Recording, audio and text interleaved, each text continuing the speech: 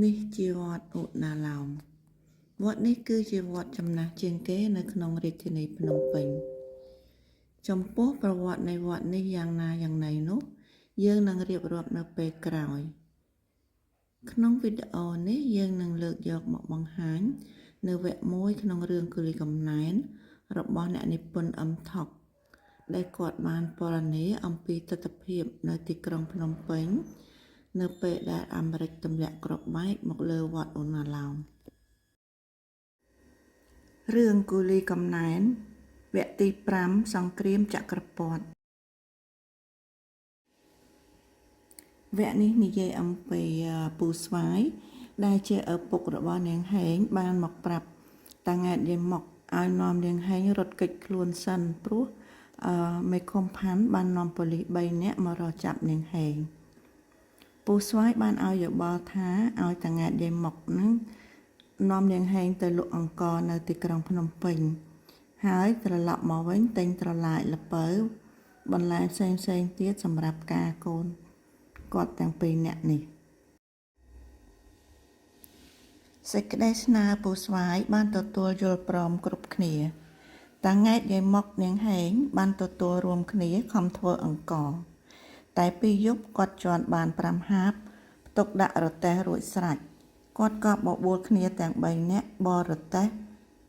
គោឡើងថ្នល់ខាងលិចភូមិហើយបរមកជើងសំដៅទៅភ្នំពេញនៅលើថ្នល់រទេះឡានឈ្នួលរទេះឡានសឹកជប៉ុនរទេះឡានតូចរបស់លោកបារាំងខ្មែរបានបើកវឺចុះវឺឡើងឆាបបង្អល់រទេះគោឲ្យធ្លាក់ថ្នល់នាងហេងនិងយាយមកជិះរទេះនាងហេងបតាង៉ែតដើរមុខរទេះចាំចាប់រទេះគោវេលាដែលមានរទេះឡានចែងឬជិះរទេះគាត់បបានមកដល់ចាក់អង្រែក្រោម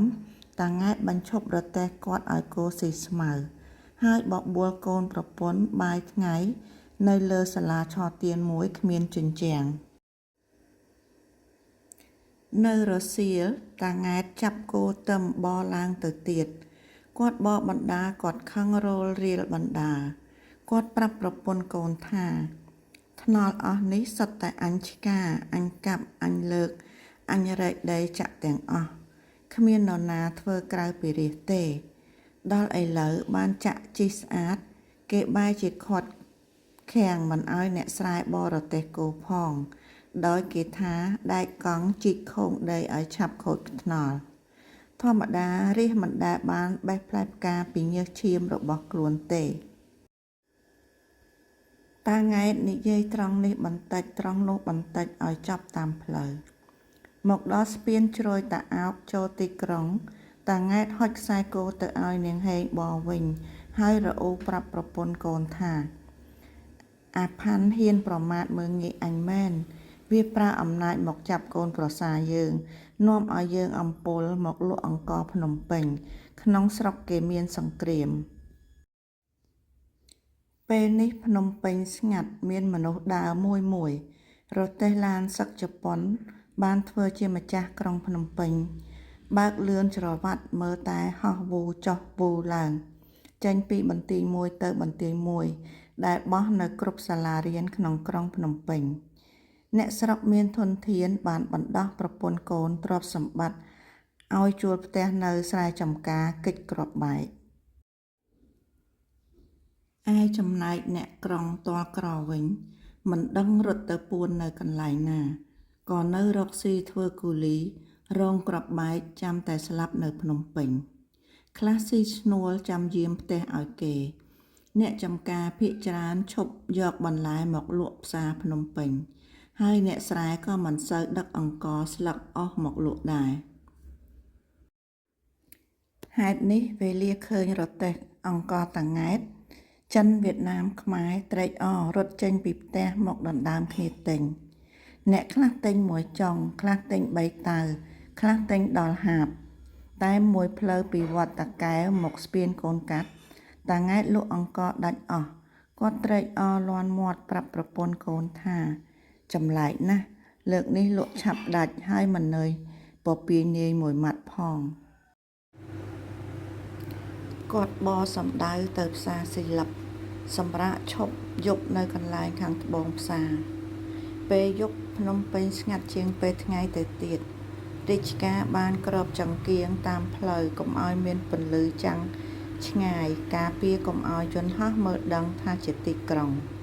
តាង៉ែតគ្មានហ៊ានទៅឆ្ងាយពីរទេះគាត់ទេគាត់បបួលកូនប្រពន្ធគាត់សម្រាកដើម្បីនឹងយកកម្លាំងបរទេះព្រឹកត្រឡប់ទៅចំការវិញលុះព្រឹកឡើងតាង៉ែតបានដាស់ប្រពន្ធគាត់ឲ្យដាំបាយរៀបចំប្រដាប់ប្រដាដាក់រទេះហើយគាត់ក៏បរទេះយកអង្ករមួយតៅប្រគេនលោកក្មួយគាត់ដែលគង់នៅវត្តឧណាឡោម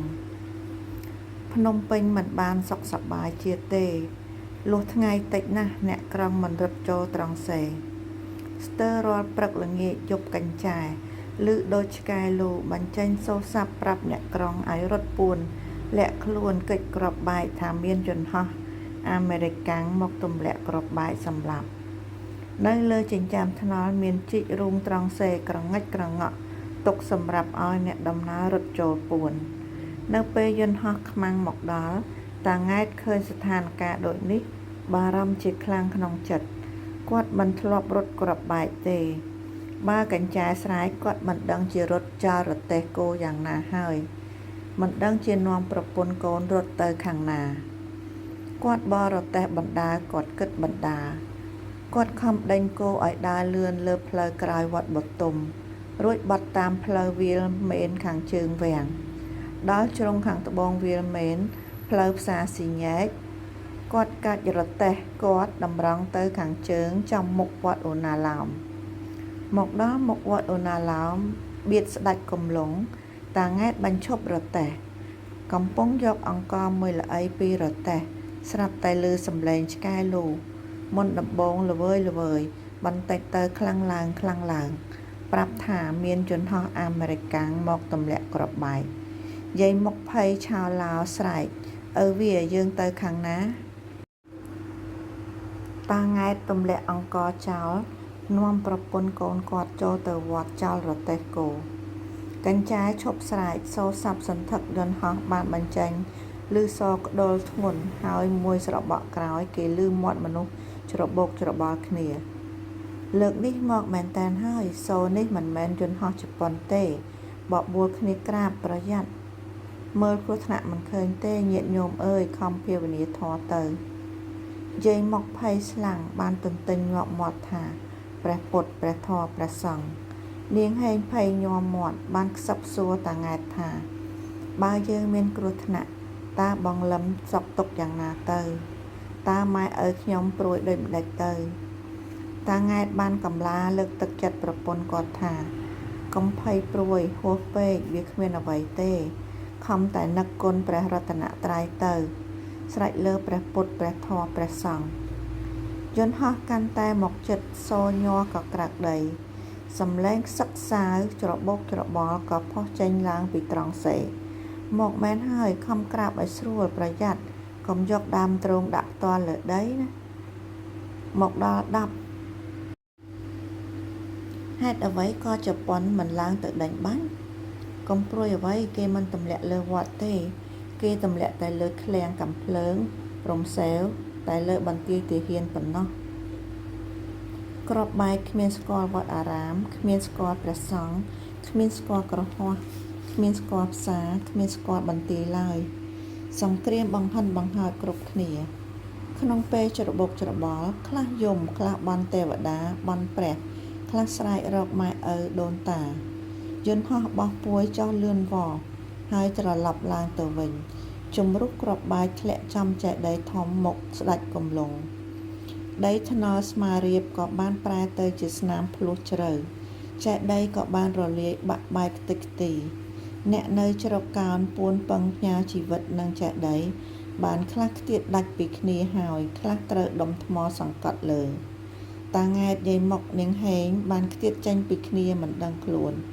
គ្រាប់បែកបានលើកនាងហេងក្រវែងចោលទៅឆ្ងាយហើយបាននាំដុំថ្មមួយយកទៅសង្កត់ដើមទ្រូងនាងទៀតនាងមានឈាមចេញពីមាត់នាងនិយាយមិនចេញហើយបែបចង់ហាមាត់ស្រែកហៅគេឯងឬនឹកដល់គូសម្លាញ់ឬដល់ព្រះពុទ្ធព្រះធម៌ព្រះសង្ឃ ការបន់ស្រន់ទាំងប៉ុន្មានជួយនាងមិនបាននាងក៏ចែកឋានទៅជាមួយម៉ាក់ឪក្មេកនាងព្រមនឹងប្រជាជនចិនវៀតណាមខ្មែរជាច្រើនរូបទៀតសង្គ្រាមចក្រពត្តិបានកំទេចផ្ទះជាច្រើនខ្នងនៅក្រុងភ្នំពេញបានធ្វើឲ្យកូនកំព្រាឪពុកម្ដាយបានធ្វើឲ្យម្ដាយប្រត់កូនបានធ្វើឲ្យអ្នកមានផ្ទះរកផ្ទះច្រកកោនគ្មានព្រឹត្តិការណ៍ទម្លាក់គ្រាប់បែកនេះកើតមាននៅក្នុងកំឡុងខែកុម្ភៈឆ្នាំ1945